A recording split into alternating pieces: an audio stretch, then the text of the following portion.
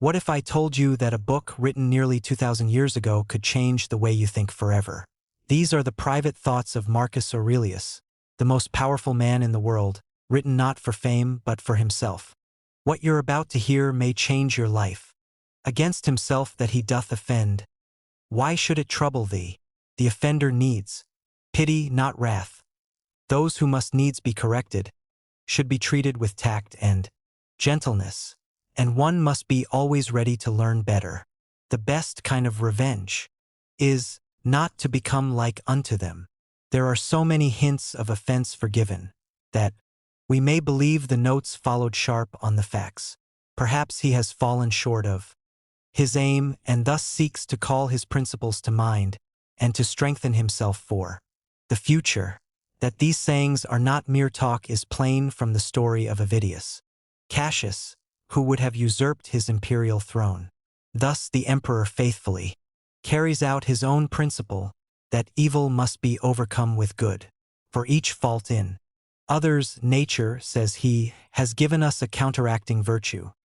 As, for example, against the unthankful, it hath given goodness and meekness as an antidote.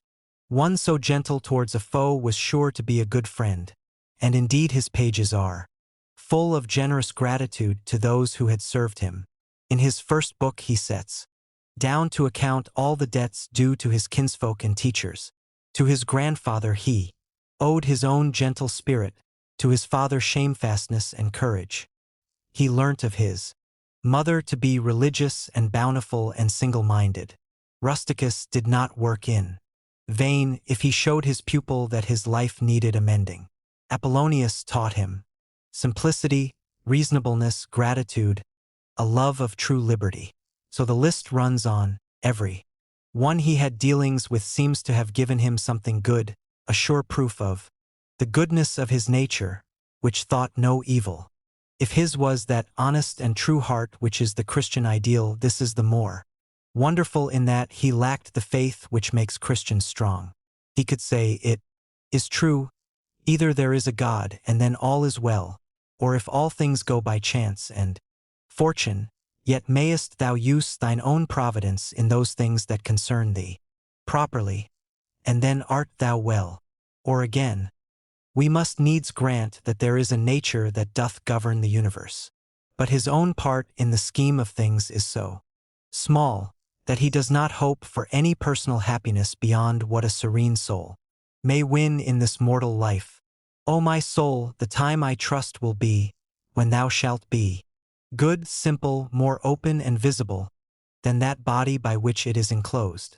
But this is said of the calm contentment with human lot which he hopes to attain, not of a time when the trammels of the body shall be cast off. For the rest, the world and its fame and wealth, all is vanity. The gods may perhaps have a particular care for him, but their especial care is for the universe at large. Thus much should suffice. His gods are better than the Stoic gods, who sit aloof from all human things, untroubled and uncaring, but his personal hope is hardly stronger. On this point he says little, though there are many allusions to death as the natural end. Doubtless he expected his soul one day to be absorbed into the universal soul, since nothing comes out of nothing, and nothing can be annihilated. His mood is one of strenuous weariness. He does his duty as a good soldier, waiting for the sound of the trumpet which shall sound the retreat. He has not that cheerful confidence which led Socrates, through a life no less noble, to a death which was to bring him into the company of gods he had worshipped and men whom he had revered. But although Marcus Aurelius may have held intellectually that his soul was destined to be absorbed and to lose consciousness of itself, there were times when he felt, as all who hold it must sometimes feel, how unsatisfying is such a creed. Then he gropes blindly after something less empty and vain. Thou hast taken ship, he says. Thou hast sailed, thou art come to land, go out if to another life, there also shalt thou find gods, who are everywhere. There is more in this than the assumption of a rival theory for argument's sake. If worldly things be but as a dream, the thought is not far off that there may be an awakening to what is real. When he speaks of death as a necessary change and points out that nothing useful and profitable can be brought about without change, did he perhaps think of the change in a corn of wheat, which is not quickened except it die? Nature's marvelous power of recreating out of corruption is surely not confined to bodily things. Many of his thoughts sound like far-off echoes of St. Paul, and it is strange indeed that this most Christian of emperors has nothing good to say of the Christians. To him they are only sectaries violently and passionately set upon opposition. Profound as philosophy these meditations certainly are not, but Marcus Aurelius was too sincere not to see the essence of such things as came within his experience. Ancient religions were, for the most part, concerned with outward things. Do the necessary rites, and you propitiate the gods. And these rites were often trivial, sometimes violated right feeling or even morality. Even when the gods stood on the side of righteousness, they were concerned with the act more than with the intent. But Marcus Aurelius knows that what the heart is full of, the man will do, such as thy thoughts and ordinary cogitations are.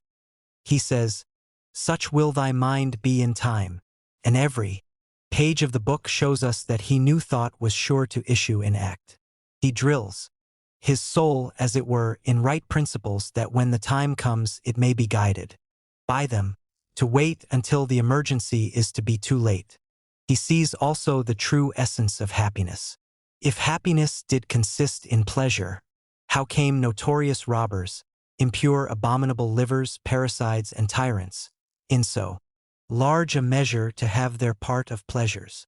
He who had all the world's pleasures at command can write thus, a happy lot and portion is good inclinations of the soul, good desires, good actions. By the irony of fate this man, so gentle and good, so desirous of quiet joys and a mind free from care, was set at the head of the Roman Empire when great dangers threatened from east and west. For several years he himself commanded his armies.